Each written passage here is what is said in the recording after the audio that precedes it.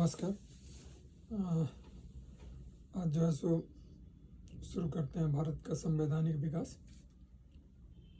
इसमें जो है सो इसको दो भाग में बांटा जा सकता है। एक तो ईस्ट इंडिया कंपनी के अंतर्गत और दूसरा जो है सो ब्रिटिश शासन के अंतर्गत। तो ईस्ट इंडिया कंपनी के अंतर्गत जो भी एक्ट ने कंट्रीब्यूट किया वो थे, सबसे पहला जो था वो था रेगुलेटिंग एक्ट 1773, दूसरा था पिट्स इंडिया एक्ट 1784, तीसरा था चार्टर एक्ट 1793, उसके बाद था चार्टर एक्ट 1813 और उसके बाद जो आता वो आता चार्टर एक्ट 1833 और नेक्स्ट आता है चार्टर एक्ट 1853। ये जो एक्ट पास हुए ईस्ट इंडिया कंपनी के अंतर्गत पास हुए। अब हम डिस्कस कर लेते हैं इसके बारे में।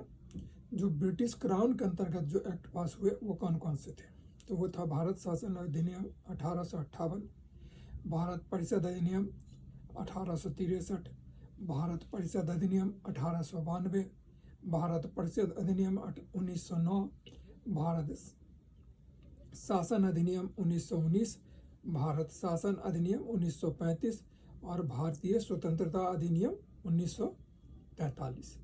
ये जो थे सो दोनों के अंतर्गत जो व्यवस्था थी उसके जो है सो हमने ये कर लिया।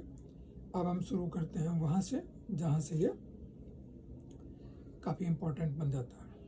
केंद्र में द्वैध शासन व्यवस्था डीआरके सिस्टम जो है सो भारत शासन अधिनियम 1935 के अंतर्गत लागू किया गया। ब्रिटिश शासन में जो है सो भारतीय शासन अधिनियम 1935 में संघीय शासन का प्रावधान था।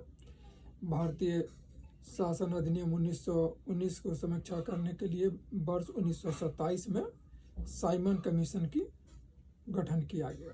ठीक है, तो ये जो था सो था। अब हम जो है सो आ जाते हैं अखिल भारतीय संघ की स्थापित करने का प्रावधान किस अधिनियम में किया गया था, तो यह भी भारत शासन अधिनियम 1935 के अंतर्गत ही था। भारत के संविधान में केंद्र और राज्यों के मध्य किया गया शक्तियों का विभाजन भारत सरकार अधिनियम 1935 के अंतर्गत या इस पर आधारित है। एक निर्वाचित संविधान सभा द्वारा भारत के संविधान का निर्माण करने का प्रस्ताव किसके द्वारा किया गया था, क्रिप्स मिशन के द्वारा। भारतीय संविधान सभा का गठन किसके अंतर्गत किया गया था, यह कैबिनेट मिशन के अंतर्गत 1946 में किया गया था। कैबिनेट मिशन द्वारा प्रस्तुत योजना के अनुसार संविधान सभा में प्रांतों से प्रतिनिधियों का निर्वाचन किस अनुपात में था, 10 लाख की जनसंख्या पे एक सदस्य। भारतीय संविधान का निर्माण करने वाली सभा के सदस्यों को